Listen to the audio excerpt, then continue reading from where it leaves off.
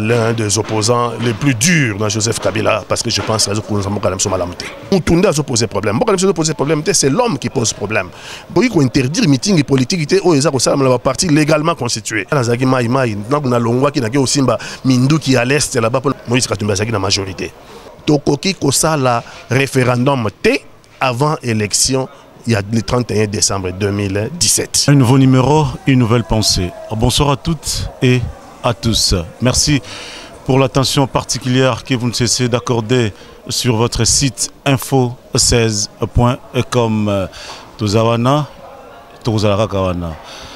Aujourd'hui, nous allons recevoir peut-être maintenant vous mettez comme on a na site Nabiso après Bandeko Nabiso IDPS, vous étiez nombreux il y a Kokome Nabiso, mais nous voulons comment mettre un point plus na Bandeko Nabiso la majorité. Donc sur la majorité les abisoté mais eza bango moko babi mingi Bandeko Nabiso bozana libanda bozo finga bango yambo monde bakomi kima donc boteninga vraiment regarder ceux qui mingi bandeko opposition eza bango balinginde koya et basala biso restitution comment politique est mwana mboka na biso. Aujourd'hui nous allons nous entretenir avec Pati Katanga. Il est qui naye to bon ko solo là, beaucoup bon ko découvrir plus na katia info 16 notobaka boza ko s'abonner et puis ça là que boza ngate ndengeni ni makambo zele kana katia mboka na biso. Bonjour Ndeko Pati Katanga. Bonjour, merci mingi na invitation na yo. Bande mususu là musuba yebiote na niveau à poto, bon so yebio mais succinctement qui est Pati Katanga? Bon, c'est toujours difficile, na musami présenter yemoko bon. Bandeko bayebingai, bon bamsupe bayebite, bon devaria. Bon, Pati Katanga c'est qui? Bon Pati Katanga zali moko ya ba maimai. Moko ya ba maimai oyo alongwaki na poto akeko rejoindre la résistance maimai na l'air wana mboka na biso qui occupé na ba envahisseur. Donc nakendaki na Fizi ko épauler bandeko na biso bandeko ça la résistance. C'est-à-dire parti résistance moute pusakanga mingi wana tozana ba année 2000-2001 et na kekuna na baninga donc nga mutu nazalaki mutu oyo abane kokoma mikanda donc la tête pensante ya ba maimai ça kingai tina nding to Renaissance City na nding to ya transition salami tout ça. Bon après la transition na élection il y a 2006 contrairement à mes camarades Nangamingi, moi, je pense que Joseph Kabila a mboka malamu te. Parce qu'il faut dire que l'air tozaki na kata résistance. Mindu Kimingi banay ko uta na gouvernement quand même, hein, il faut le dire, parce que c'était tout banay bunda contre les envahisseurs. Donc à l'époque, banay ko tchaba maïma, il était basaki ko ranger bango derrière Joseph Kabila. Vous avez en connivence avec le pouvoir. Connivence c'était tozalaki le bras armé du pouvoir. C'est-à-dire que tozalaki la résistance contre les envahisseurs et tozaki n'a besoin il y a ba moyen ya bibundeli. Ça c'est l'histoire. Et ba moyen ya bibundeli, c'est vrai bandaki d'abord na Laurent, hein? Le président Laurent Désiré Kabila et puis continue qui toujours ti to au Renaissance City ti to sali transition ba maïma ba joki pe par na bango ya ba à Kota ndenge ba kabola Renaissance City. Bon après 2006 baninga nanga ba monaki ke batika la toujours na mouvance présidentielle ngala baninga mususu to monaki ke mboka na biso zo kamba ba mala moté dans ndeko Joseph Kabila et donc to décida ki to sala opposition na ye depuis 2006 tilelo. Donc c'est dans l'opposition que nous évoluons. Mais les naza coordonnateur il y a le Romonene babengara Front National naza na opposition extra-parlementaire. Donc naza l'un des opposants les plus durs dans Joseph Kabila parce que je pense que nous avons quand même malamuté. Après nani Vital Kamerhe to bien tenenga bengana kio donc on préférait qui mano que côté mususu Vital Kamerhe bengana tam kolomode Vital bengana tam kolomode après bengana parce que naza jamais muta UNC. Ça moi j'ai évolué chez les Maïmaï, Tilelo, na UNCT, mais Vital c'est mon ami, c'est vrai, Tokendaki na dialogue il y a Cité de l'OUA ensemble, dans le dialogue ici, tozalaki parmi ba oyo balba ki dialogue eza na inclusivité te lokolo inclusivité zate il faut dialogue monsieur ezala oyo sangisa batu nyos.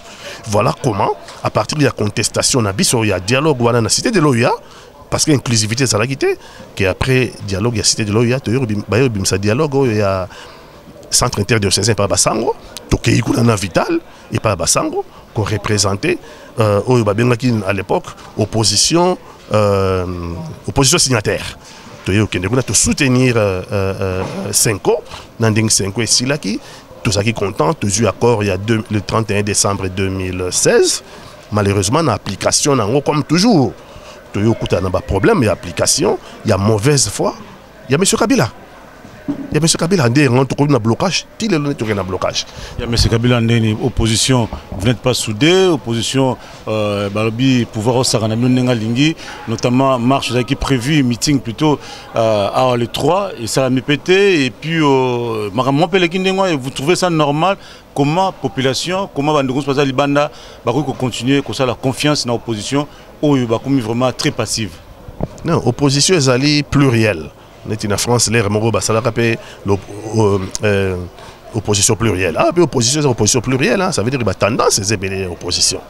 Mais l'opposition, c'est sa faiblesse. S'il y a les individus qui disent vous se faire découvrir que jamais dans l'opposition, parce que jamais dans l'opposition. L'opposition a un objectif, l'objectif est fixé par Étienne Tshisekedi, c'est-à-dire les changements. Changement ya makambo na mboka na biso parce que mboka na biso azana ba capacité ya faire vivre bana na yeso heureux ya kokotsa bana sur classe ba moyen ya kopesa bato sur mosala ba moyen ya kopesa moto na salaire décent ba moyen ya créer sécurité sociale ba moyen ya ko sala une armée capable ya défendre le Congo en cas d'agression. Mboka na biso azana ba capacité wana mais mboka na biso malheureusement azana un problème d'homme. Moutounda a posé problème. C'est l'homme qui pose problème. Depuis Mobutu, Tilelo, Bozo constaté que ça quoi affaiblir. S'affaiblir. Les lots n'ont sur Mboka moi était les meilleurs bottes de Mboka rien au botte là parce que nous n'avons pas tous en armée à la hauteur té. Tous en institution à la hauteur té. Tous en bateau bazana ko diriger Mboka en fait en réalité et ça ont une bande de voleurs hein parce que talibien ce qu'on fait dans pouvoir c'est kakoyi bambongo et non construire l'avenir pour les Congolais. Est-ce qu'on répond à la question de matin? Mais dans le lobby d'abord dans le lobby pour l'opposition pour l'opposition peuple a monté ma panabino mais vous décevoir rien. C'est quoi le meeting est prévu constitution dans la loi de la République et permettre que le meeting est salement parce que tout ça là choix la démocratie. Et le meeting est réglementé dans la Constitution. La Constitution est lobby qu'il faut te payer information. Qu'on paye information dans l'autorité administrative. Information et pesamaki. Tout ça dans le régime, il y a autorisation. So, dans la Constitution, bien tout ça dans le régime, il y a information. Il faut informer l'autorité. L'autorité a ça qui est informée. Mais bon, comprendre qu'il y a une déviation. Plutôt que une information, la police peut encadrer les militants ou les meeting, non, préférer plutôt interdire. Donc c'est une forfaiture. Gouvernement, na premier ministre, na gouverneur de la ville, na président de la République, c'est une forfaiture. Il faut interdire les meetings politiques et la partie légalement constituée. Parce que la constitution est le but pour informer. Le cas d'information, il fallait un dispositif d'encadrement. Il y a la police pour encadrer les militants de façon à ce que le meeting est légal bien. Bango faut encadrer, interdire. Interdire et puis nous acceptons. Complicité. Tout accepter. Aucune pression, dimanche et l'homme de salami. Dans le lobby, chaque chose a son temps. Tout tiki, tout qu'il me mette à la gouvernement, non premier ministre, non gouverneur de la ville, non président de la République, va commettre la forfaiture. Ça veut dire que prochainement, et vous allez aller meeting et salama.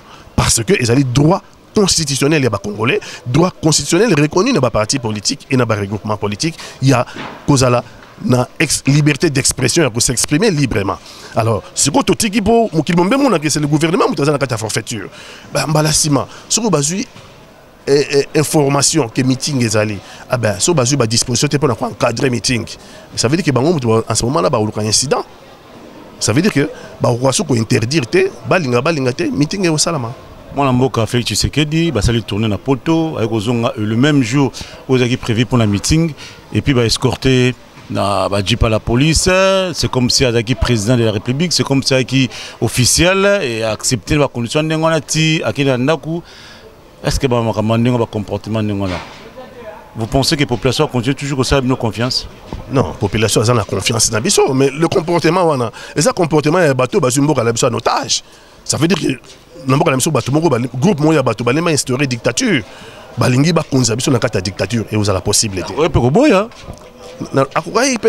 Mais na lobby comment y a ndimaki ndengwa ba escorter na lobby tolingi ko sala incidence ko yote to na lobby bino ke to la kisana mokile mobimba ke régime oyo azin ko installer dictature na mboka na biso tolingi to la kisa mais na l'air moko mais la coupe est la pleine et qui débordement ko sala parce que so bozo ko kanga liberté ya bato alors que constitution zo reconnaître bango ba liberté wana à un moment donné ba ko kasu ko gérer le komogoté ba ko kasu ko pour encadrer le côté. Mais là, tout le monde na communauté internationale, na ba congolais, na opinion nationale, na opinion internationale, ba tala nengi gouvernement va se conduire. Alors à un certain moment, sur ba décider car ba instaurer une dictature dans mboka na biso. Eh bien ba congolais ba rotel ba comme un seul homme et ba ko non na dictature parce que quand même il faut y ba que comment ça a mis confiance à Moïse Katumbi, les syndicats, comment et les autres là, donc peut-être qu'on va savoir nous pas comme bazar l'extérieur, bien on a quatre quoi besoin de soutenir. Tout ça la confiance mingi dans le peuple congolais. Le combat la besoin de combat avec individualité. Combat la besoin de combat il y a changement parce que ça combat il y a tous les Congolais. Ngana zaki mai na longwa qui na ke osimba mindu qui à l'est là-bas pour le rebondissement bateau ba iko envahir mboka na besoin c'était ba Rwandais, ba Ougandais, na ba Burundais. Moïse Katumbi a la majorité. Moïse Katumbi a la majorité. Donc, ça veut dire que il y a incarné l'opposition. Non, Aza Moko ya biso pour aller à constater ma belle moto à mon erreur. Bola Momingi, Pesengo Mingi na moto sur la Monique Nzela na mana roke des ma bena zonga sima. Il n'y a que les imbéciles qui ne changent pas d'avis. Moïse Katumbi a vendu na Kabila, c'est d'ailleurs la fabrication de Kabila. Kabila m'a fabriqué. OK? Mais à un certain moment, tout à son honneur, avant d'y aller à Bimbo et Kambama Aboïté, n'a pas pu continuer comme ça dans la Joseph Kabila à y aller dans l'opposition. C'est Moïse Katumbi qui a rejoint l'opposition, ce n'est pas le contraire. Bisson ne pas Moïse Katumbi. Il est en otage. Moïse Katumbi a en otage. Moïse Katumbi comme Ngaï, comme Fayoulou, comme Gaston Dindo, comme Félix Tshisekedi. Tous les gens pour le changement. Tous les gens qui ont Etienne Tshisekedi. Ça veut dire que le changement pour le Congo. Les habitants ont une individualité pour Moïse Katumbi, pour syndicat Dokolo, pour mais merci na bayo ba ko rejoindre biso na combat oyo. Toujours remercier bango mingi et tous on a besoin na bango parce que quand même ba biso un plus dans l'opposition, il faut les reconnaître. Mais bitumba na biso ya ba individualité. Bitumba na biso ya changement des sociétés. Changement des sociétés. Ça pour le positionnement il y a individualité. Tout ça bitumba changement des sociétés. Tant que une élection congolais ata la programme ya batunyo sur ba candidat barozala congolais a pour na moto ya na meilleur programme ndeko parti a opona bango wapi puisque bino boza déjà affaibli ba meeting yango bazo ko pekisa bino boyo ko loko moko te toki déjà manœuvre comme ça pour na référendum et opposition pour ndimango soit boké na transition avec Félix. Biso toye bisaki bino que to signé qui accord il y a le 31 décembre 2016. Accord wana ils ont trois fondamentaux. Accord wana. Il y a liboso na accord wana Joseph Kabila ko kiso ko se représenter. Joseph Kabila a sali deuxième et dernier mandat naï. Premier fondamental. Yami Balé to koki ko sala référendum T avant élection il y a le 31 décembre 2017. Deuxième fondamental, donc référendum est arrêté. Troisième fondamental, il faut tous en élection avant, l'élection de Congo fait ça avant le 31 décembre 2017. Il y a trois fondamentaux. Après Joseph Kabila, après premier ministre naïe, alors que Bapé c'est liste, n'anga salaki premier ministre, alors il y a premier ministre naïe rassemblement yewana. Il y a responsable, il y a un premier ministre naïe. Après Joseph Kabila, après président naïe à Sensa. Alors, il y a un président qui a Sensa, Joseph Olerankoy. Problème est le foutron. Il y a trois fondamentaux. Le foutron. Ah, yo, le foutron. Je crois. Je crois pas dans le vidéo, donc, bana poto sur habité, dans le sabino, basango boyo kaka. O mutaba ki Olerankoy foutron, de Congo parti Katanga, yé otozana awa. Donc, maillot faible à monaki, Izaka, Olerankoy. Nalobaki boye. Nalobaki que problème c'est quand même dans Mboka Nabiso. Ça veut dire que Joseph Kabila a singé Mboka Nabiso. Comme ça Mboka ya ba ma cap. Première chose. Deuxième chose dans le but que même si on a débauché hein, si on a azobato opposition parce que je pensais que dans l'opposition bato bazali on a somba. Dans le but quand même ça dans la d'accord on a politique naïe. Mais sur la stratégie naïe on somba bato opposition. Dans le but naïe que quand même il y a mieux non? Bato l'opposition quand même mais sur on a somba. Attends, bato mieux ressemble à te nga naza sombamable te parce que nga yebi position nga naza sombamable te mais sur les stratégies na ya roula sombaka débaucher ne balobaka na opposition quand même aluka mieux non dans l'opposition il y a quand même mieux hein au débaucher il y a mieux que débaucher akaba Fayulu naza sombamable te c'est impossible Diongo Franck déjà tout le monde est très malade parce qu'il est en hôpital ba memiye na FARDC. Alors que FARDC a une mission, il y a qu'à défendre l'intégrité territoriale, puisqu'il y a armée. Je ne vois pas comment, n'est pas armée et que nous l'avons à l'hôpital, pour me manu militaire, et donc ça y est, en prison, dans des conditions où il y a une maladie, dans niveau. Non. Mon ami Franck, dans la émission, il a tout mon soutien. Il sait que nous avons combattu longtemps ensemble et que la lutte continue. La lutte continue. Donc, il y a un problème. Problème, Joseph, c'est mon ami à la limite. Sur le plan humain, hein? Tout ça là jamais n'a problème. Mais j'ai dit, nous avons fustigé, nous avons débauché dans l'opposition. Nous avons quand même, sur la sombre dans l'opposition. Ah, Alukata quand même dans l'opposition paye bien, plutôt qu'il y a qui n'a débauché, bah foutron. Au moins le problème dans la Yangwad. C'est mon toit à débauché, bah foutron. Donc alors ça, ils l'ont monté à renforcer l'opposition. Puisque bateau est opposition, quand même il y a un plus. On dit que foutron. Bon, écoute, hein, à chacun stratégie naïe. Donc biso tout son bamabilité parce que nous avons donné vie na biso na changement à Congo. Ce n'est pas possible. Talambo na biso. Lelo ne doit vivre lelo. Babengani batu na bopito. Bah malade bah bien on a plutôt comme au Kangama parce que bah médecin bah en grève bah le sénégal bah aligner salaire na bah quand même na $3 pour faire d'abord le franc congolais ce qui est normal combat wana bah infirmier quand même que protocole d'accord salamaki bah médecin bah zongi musala bah enseignant bah zongi musala mais comment il dit que le gouvernement est incapable de reprendre en charge au cas où mingi yo le balanga que médecin bah zongi musala bah infirmier zongi musala na yebite sur na Kinshasa ou bien ailleurs les lopé rentrée scolaire na yebite sur monument na mongo en bleu blanc na Libanda non comme un avion sans pilote. C'est-à-dire que les hôpitaux sont malades parce que les médecins sont en grève, les infirmiers sont en grève, les ongles sont parce que les enseignants sont en grève. Donc, un pays d'incapables. Il n'y a aucun protocole d'accord. Parce que ce protocole d'accord est allé, parce qu'il y a des arriérés, il salaire. Je crois 2 ou 3 mois d'arriérés, il on a noté. Alors, ce vous observez tout ça qu'observer, tout ça qu'obunda pour le changement. Parce que tout ça qui choisit la démocratie, pour pousser un maïma, il dans le bac et le but aux amindoki. Comprendre. Donc, tout ça qui choisit la démocratie. La démocratie, c'est la libre expression et puis le peuple a ça la choix. Il y a bâtonné, il y a l'incopona. Alors, bozongi sabiso na simate to kenende liboso parce que bitumba et même akaba dégâts. Tout le monde a poste à bitumba. Toi, la poste à la démocratie, le peuple a exercé droit librement. Mais si on continue, on va faire nanga ki na kananga. Oh, avec nous ça l'évaluation. Mais l'évaluation, bah nous ça l'évaluation gouvernement, 500 na gouvernement, 500 na CNI. Mais tout quand moi qu'on a baké na kananga. Tout le monde va tiki Joseph Olegankoya. Enfin, est-ce que le président a 500 changé? Pour ça l'évaluation, gouvernement, CNI, 500. Mais pour qui président 500 à Kinshasa? Peut-être qu'il y a un péché, vice ah oui, vice, voilà la majorité, Lumano. Lumano, moi, na Emmanuel Chadari, tout le monde na Kananga. Quand non, Nanga a commis antichambre à Kabila. C'est-à-dire, pour Nanga décider quelque chose, il faut que qui tue, c'est pas Kabila. Tala. Nanga sali ba élection ba gouverneur. Ba gouverneur Misusu net dans Okatanga et puis je crois que dans l'ancien Équateur. Bazongi sagi bango par la Cour constitutionnelle. Cour constitutionnelle et rétabli sagi bango comme ba gouverneur. Mais malgré ça, Nanga a organisé la élection dans la province en haut. Donc Nanga a respecté même arrêt à Cour constitutionnelle.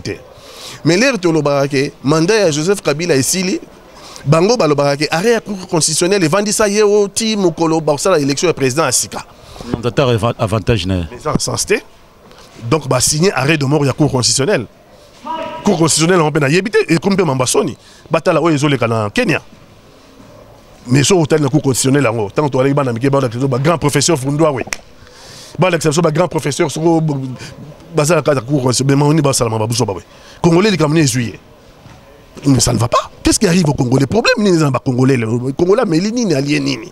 Il a commis réduit à sa plus petite expression. Les Congolais ont été en opposition. Abi n'a pas confiance. N'a pas belé entre Pati Katanga, Moïse Lelo, Bouzaï Belé, Martin Fayulu.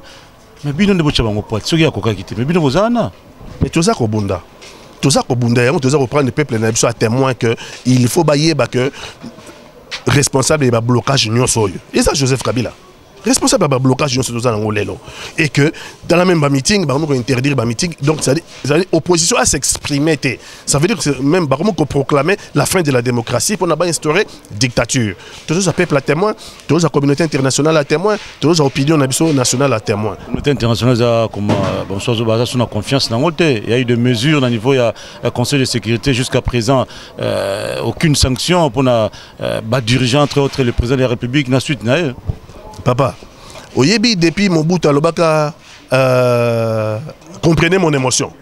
Ti Mobutu qui m'en couche kilota à midi. Et ça fait à peu près 10 ans, hein? 8 ans, tout ça. Donc chaque chose a son temps. Na yebi que peuple aza kolela, mais Nzambe likolo. Mais nous avons connu Mobutu ici, le Congo a un précédent. Le Congo a un précédent.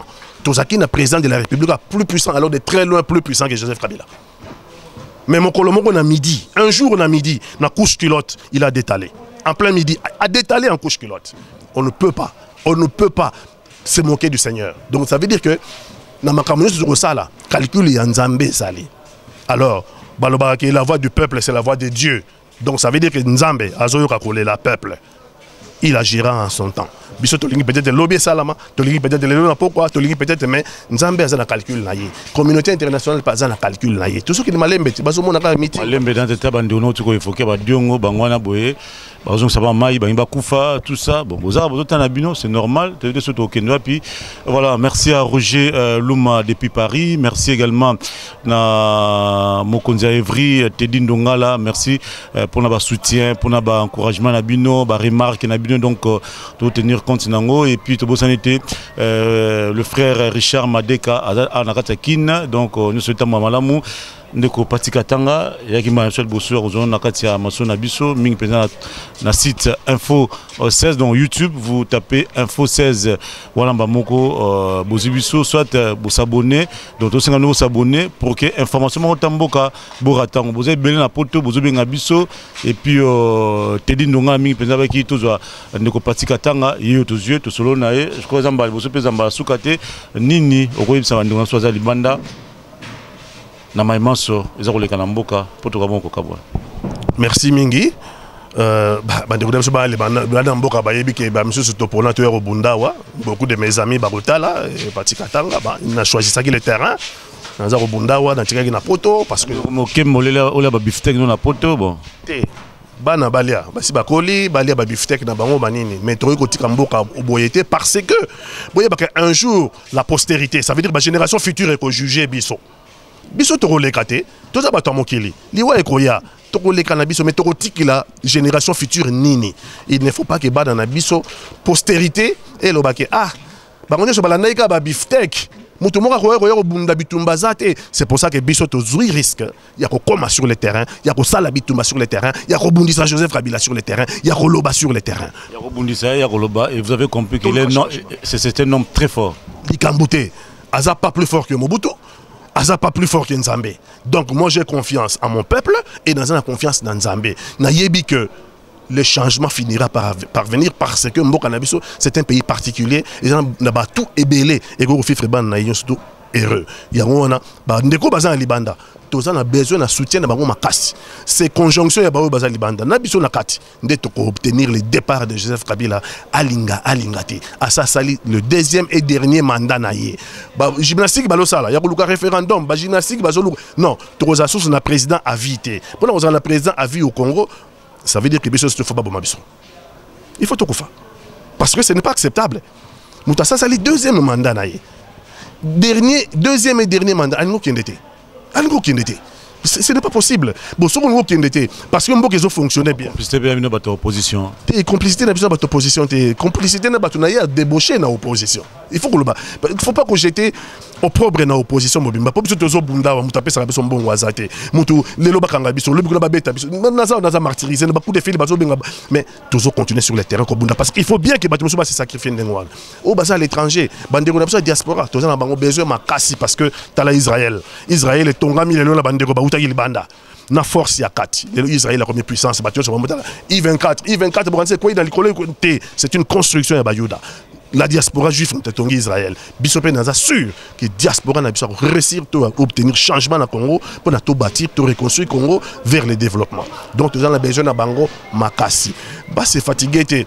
Bah l'emba opposition pour un X individu, bah sombi. Azaka individu. Azaka mutamokili. Atanga bah sombinga. La lutte doit continuer. Parce que dans le bâtiment, dans un saint, non, ce ne serait pas honnête de dire ça. Il faut tout le baquet, tout dissocier les individus. Et puis, na bitumba. Bitumba, na biso lutte, ils pour changement et puis développement au Congo. Et puis, il y a les individus. Les lobes bakros en avis, les lobes changer à vie. Bon, dans le Congo, vous comprendrez que bon, les lobes bateaux, ils roulent carrosse, mais pour combien de temps? Pour combien de temps? Si vous roulez carrosse, vous avez un Congo. Si vous voisin, vous avez un Lanzala, vous avez un Bazolia. Mais vous avez en danger. Parce que le premier problème, donc ba chèque wala ba ko attaquer ndeba na yo mais so boza na mboka oyo bana nyoso ba otanga bana nyoso ba bimba avocat bana nyoso ba bimi ba médecin bana ba bimba infirmier bana ba bimba ingénieur bana nyoso ba zumi sala bana salaire muta ko jalouser voisin na ya zate po bana nga batanga bana voisin pe batanga yo lingi ya yo bana batanga ya yo bana balia bana voisin bala lanzala bana voisin batanga classe mais tes enfants sont en danger, tes propres enfants sont en danger. Na premier pillage bana voisin baya ou donc ça veut dire on construit rien autongi sur souhaiter pillage hein té na construire pillage té mais nazo le bakaka lorsque vous construisez un pays de chege ndingi mboka na biso ezali so botongi mboka ya chege classe ezalakati kolia malonga ezalakati misala oyo bazala misala salaire ezakuti na tina té mais 98% de 98% des chômeurs bomba retardement bosali bomba retardement.